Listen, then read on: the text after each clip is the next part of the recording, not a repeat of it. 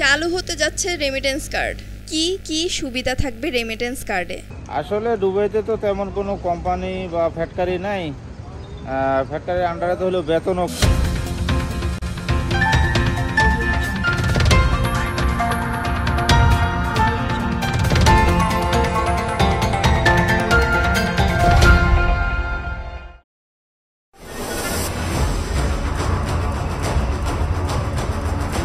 বিশ্লেষকরা বলেছেন, রেমিটেন্স যোদ্ধাদের দিতে হবে বিশেষ সুবিধা।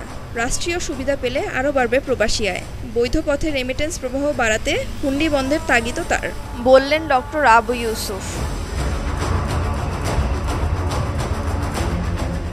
যদি আমরা সঠিকভাবে দেশে রেমিটেন্স নিয়ে আসতে পারি, তাহলে আমাদের উন্নয়নের ধীরগতি কাটবে। তবে আমাদের এখন কি করা উচিত? আমরা কি পারবো তা করতে? চালু হতে যাচ্ছে রেমিটেন্স কার্ড। কি কি সুবিধা থাকবে রেমিটেন্স কার্ডে? বেড়েছে রেমিটেন্স প্রবাহ। আগস্টের প্রথম 20 দিনে প্রবাহ বেড়েছে $406 মিলিয়ন। বিষয়টি ইতিবাচক হিসেবে দেখছে বাংলাদেশ ব্যাংক। বৈধ পথে রেমিটেন্স প্রবাহ বাড়াতে রেমিটেন্স কার্ড প্রবর্তনের দাবি বিশ্লেষকদের। দেশের পরিস্থিতি স্বাভাবিক হওয়ায় আবারও বাড়তে শুরু করেছে প্রবাসী আয়। কেন্দ্রীয় ব্যাংকের হিসাব বলছে 20 আগস্ট পর্যন্ত দেশে রেমিটেন্স এসেছে $153 কোটি, যা আগের বছরের একই সময়ে ছিল $112 কোটি।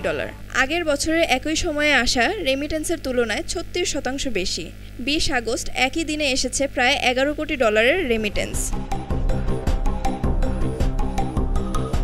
রিজার্ভ সংকট কাটাতে চলতি আগস্টের প্রবাসী আয়কে ইতিবাচক হিসেবে দেখছে বাংলাদেশ ব্যাংকের governor doctor Ahsan H Mansur. ব্যবসায়ীরা বলেছেন, প্রবাসী আয় বাড়ায় কমবে ডলার সংকট, কমবে আমদানি খরচও। আসলে দুবাইতে তো তেমন কোনো কোম্পানি বা ফ্যাক্টরি নাই। ফ্যাক্টরির আন্ডারে তো হলো বেতনও কম।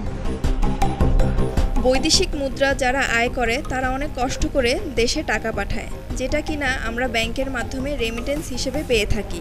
রেমিটেন্স যোদ্ধারা একদল দেশে, আরেক দল বিদেশ থেকে আয় করে।